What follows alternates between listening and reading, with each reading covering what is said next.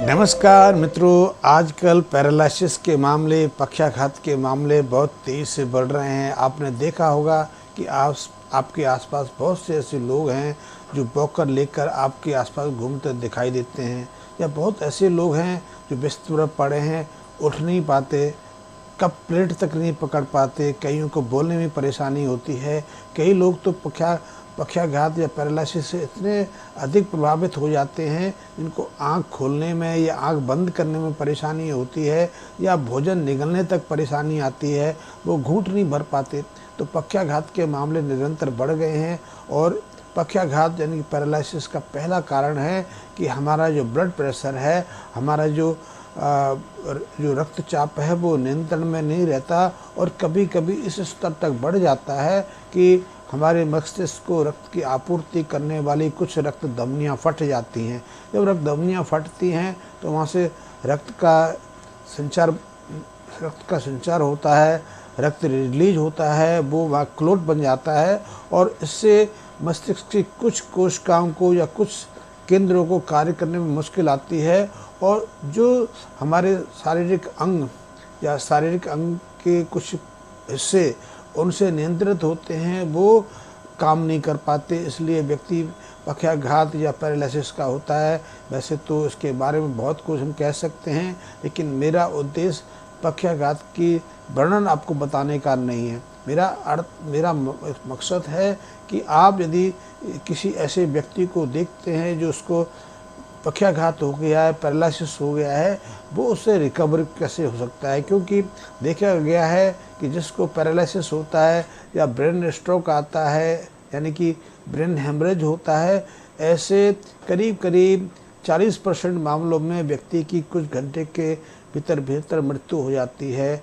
और यदि सौभाग्यवश किसी व्यक्ति को अस्पताल पहुंचाया गया, चिकित्सीय सुविधाएं उपलब्ध हो पाई, तो ऐसे स्थिति में भी 1/3 लोग ही बच पाते हैं और बच के घर आ पाते हैं।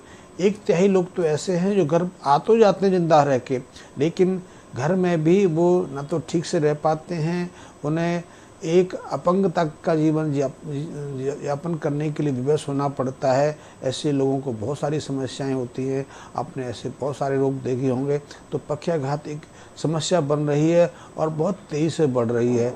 अनुमान है, ऐसे आंकड़े हमारे पास उपलब्ध हैं कि भारत में हर साल 40 से 50 लाख लोगों को पैरालिसिस का सामना करना पड़ता है, जिनमें 1/3 लोगों की तो मृत्यु हो जाती है, 1/3 लोग अपंगता का जीवन जीने पर विवश होते हैं। और सबसे बड़ी चीज़ ऐसी है कि अपंगता की कोई चिकित्सा अभी तक सहज उपलब्ध नहीं है, क्योंकि हम उसको समझ ही नहीं पाते। आजकल उसके लिए ऑपरेशन भी करने लगे हैं, कई बार डॉक्टर्स उस क्लोट को डिजॉल्व करने के लिए मेडिसिन देते हैं, कई कुछ उपक्रम अपनाते हैं, लेकिन बहुत कम लोग हैं जो एक बार पैरालिसिस का सामना करने के बाद सामान्य जीवन जी पाते हैं, अन्यथा उन्हें कोई ना कोई परेशानी रहती है।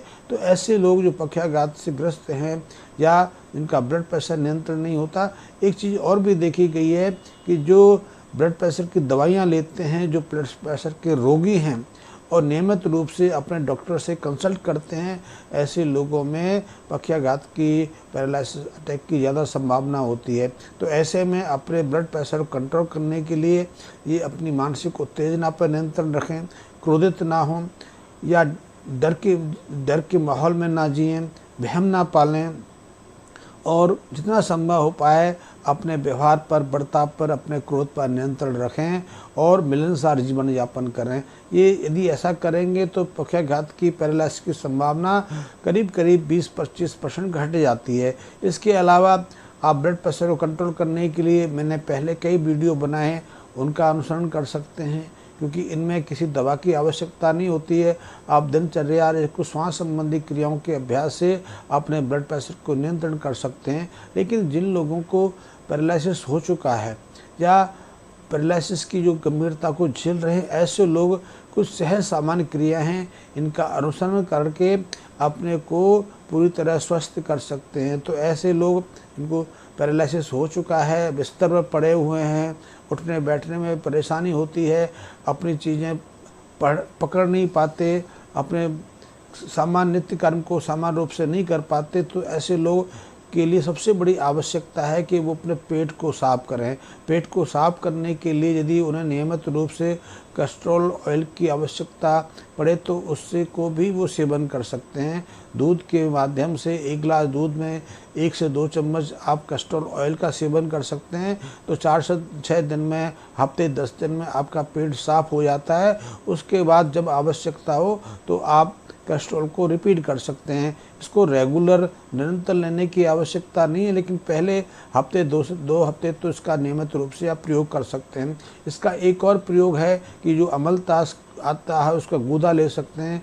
उसके गूदे का आप डिटॉक्शन बना लें, क्वाथ बना लें, उसको कैस्ट्रोल के साथ में सेवन कर सकते हैं। उससे भी आपको पेट की जो परेशानी है, पेट जो कब्ज रहता है, पेट साफ नहीं होता, उस समस्या से आपको सहजता से निजात मिल जाती है। दूसरा, इसके साथ में आपने, वैसे तो कहते हैं कि यदि हृदय संबंधी किसी व्यक्ति को रोग है, मोटापा है, या उसकी खून की नालियाँ मोटी हो गई हैं, या ब्लड प्रेशर ज़्यादा रहता है, तो ऐसे लोगों को कोलेस्ट्रॉल या फैट कम मात्रा में सेवन करना चाहिए।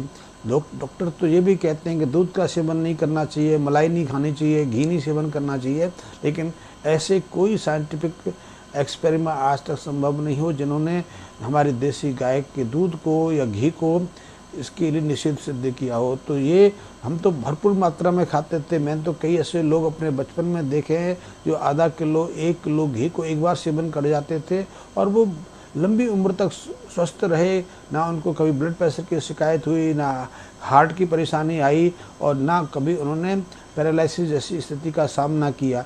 तो हम नहीं कह सकते कि ये जो हमारी गाय का दूध है, दही है, घी है कि कोलेस्ट्रॉल के साथ सीमित संबंधित हैं। हाँ, जो पश्चिमी डॉक्टर कोलेस्ट्रॉल के लिए इन चीज़ों को जिम्मेदार ठहराते हैं, उनका दूध ऐसा हो सकता है क्योंकि वहाँ का दूध तो जर्सी गाय से होता है, या फिर वो पाउडर से तैयार करते हैं, या वो अंडे बहुत खाते हैं। अंडे तो हमारे यहाँ भी बहुत आजकल प्रचलन में है, बहुत लोग तो अंडे को शाकाहार में शामिल कर लेते हैं, लेकिन अंडा कोलेस्ट्रॉल का सबसे बड़ा और प्रमुख स्रोत है, तो आप अंडा छोड़ सकते हैं। दूसरा, आप यदि मीट का सेवन करते हैं, मांसाहारी हैं, तो मांसाहार कम कर दें, क्योंकि मांसाहार कोलेस्ट्रॉल का पहला और प्रमुख स्रोत है। तो आप अंडे और मांसाहार का त्याग कर सकते हैं। दूध आपके लिए निषिद्ध नहीं है। हाँ, यदि आप डेयरी का दूध लेते हैं, थैली का दूध लेते हैं, या ऐसा ही घी प्रयोग करते हैं, तो वो आपके निषिद्ध है, वो उसका सेवन छोड़ दीजिए।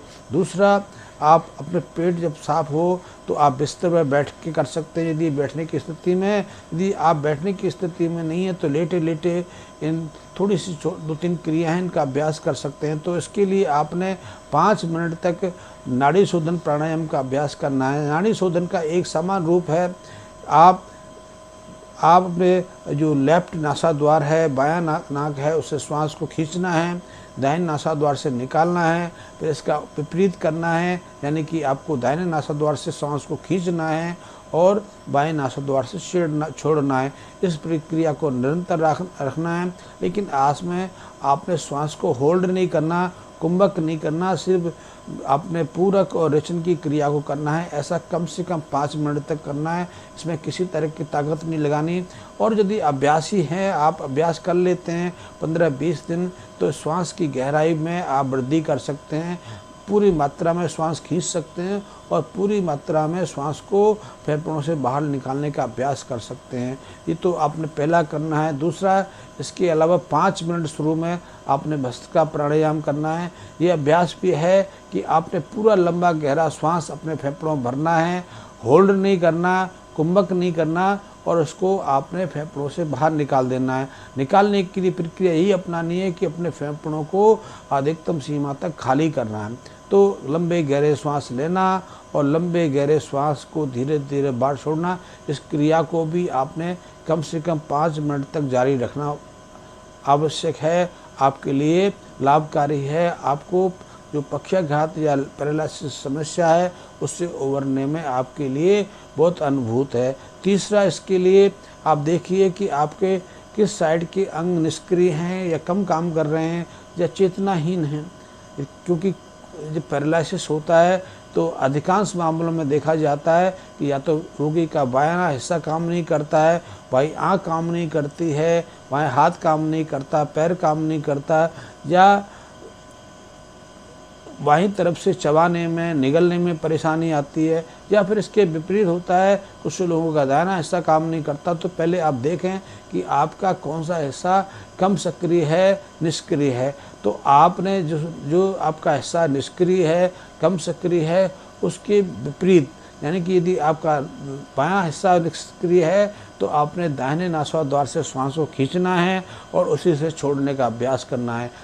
आपने इस वैसा अभ्यास को भी कम से कम 5 मिनट तक जारी रखना है। इसमें जल्दबाजी नहीं दिखानी, तेज़ी नहीं रखनी, और ना ज़्यादा गंभीरता से इसको श्वास को लेना है, ना ज़्यादा गहराई से श्वास को छोड़ना है। शुरुआत में सहज अभ्यास करना है, यानी कि यदि आपका लेफ्ट हिस्सा पक्षाघातग्रस्त है, पैरालिसिस है, तो दाहिने नाक से आपने श्वास खींचना है और दाहिने से छोड़ना है। जैसे मैं आपको बताऊं कि इस नाक को बंद कर लिया और हमने दाहिने श्वास नासाद्वार से श्वास लेना है और उसी से छोड़ना है। जैसे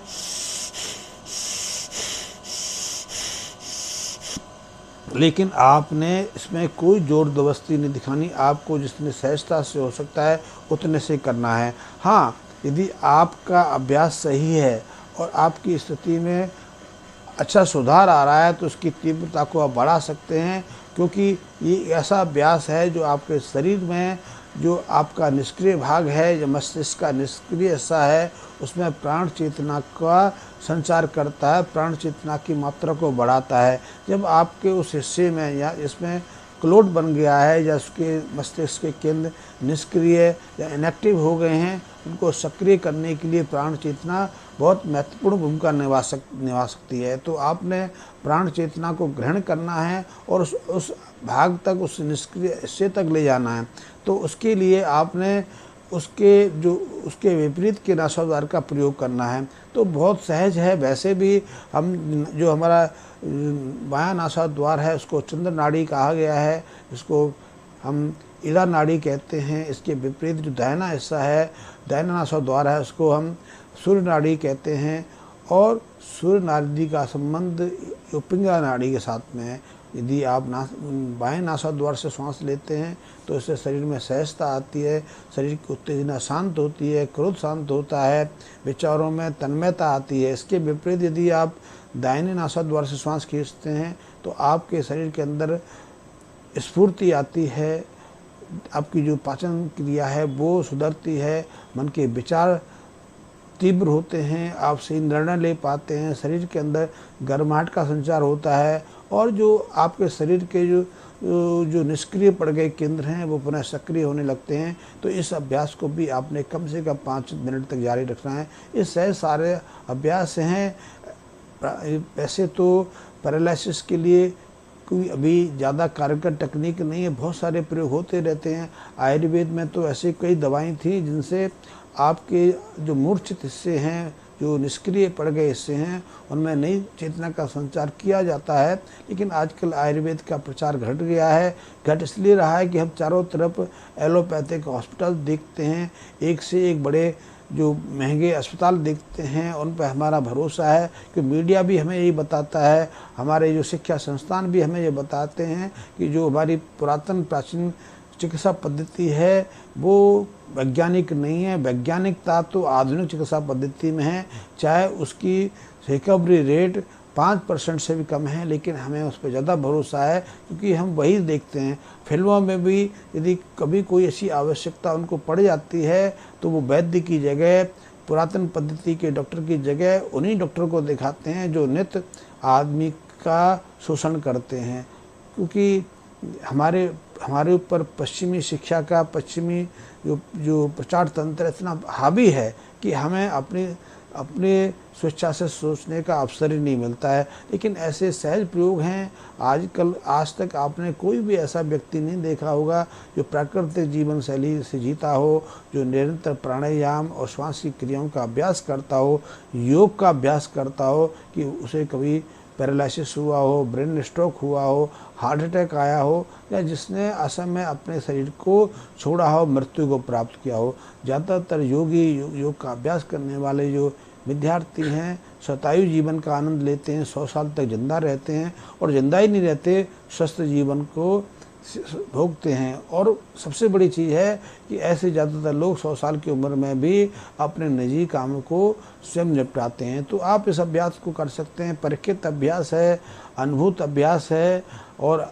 हमारे जो पद्धति में, हमारी जो सामाजिक जो रीति रही है, उसमें ऐसे अभ्यासों को निरंतर प्रयोग में किया जाता रहा है। यदि आपके आसपास कोई ऐसा रोगी है जिसको पैरालिसिस आ चुका है, तो वो ऐसी क्रियाओं के माध्यम से बिना किसी दवा, बिना किसी अधिक महंगे चिकित्सा के बावजूद भी अपने को रिकवर कर सकता है। वैसे कुछ और छोटे छोटे प्रयोग किए जा सकते हैं, इनके बारे में अगले वीडियो में कभी विस्तार से बताऊंगा। तो सहजता से आप पैरालिसिस से उबर सकते हैं। आपको मेरा वीडियो पसंद आया हो तो मेरे कमेंट्स बॉक्स में जाके लाइक अवश्य लिख दें, या फिर यदि आपको मेरा वीडियो पसंद आया तो मेरे चैनल से आप जुड़ सकते हैं, सब्सक्राइब कर सकते हैं। धन्यवाद।